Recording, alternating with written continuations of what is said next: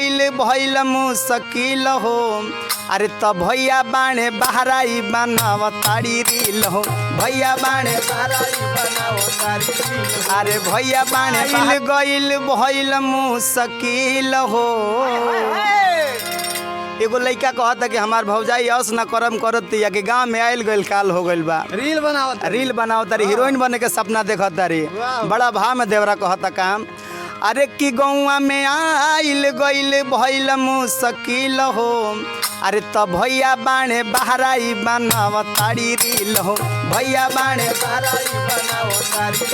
अरे भैया बाणे बहराई बनावताड़ी रील हो अरे गौवा में आइले चाचा अरे गौवा में आइल गइल अरे कैली मुश्किल हो अरे त भैया बाणे बहराई बनावताड़ी रील हो भैया बाणे हाँ हाँ भैया बाणे बहराई बनावताड़ी रील हो। और देवरा कहता अरे हीरोइन बने के चक्कर में खाना नहीं खाली हीरोइन बने एकदम इनके सपना हो गइल बा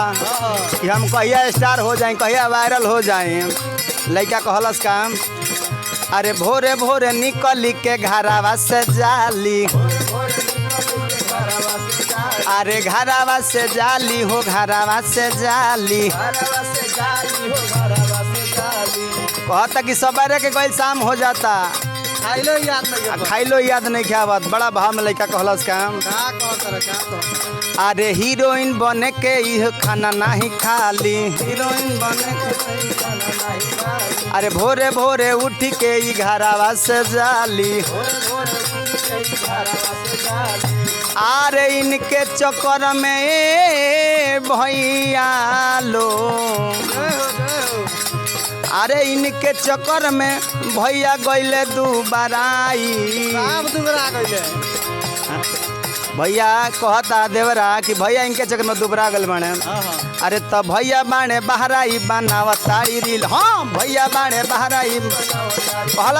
भैया बाणे बहराई बनावताड़ी रील हो भैया बाणे बहराई बनावताड़ी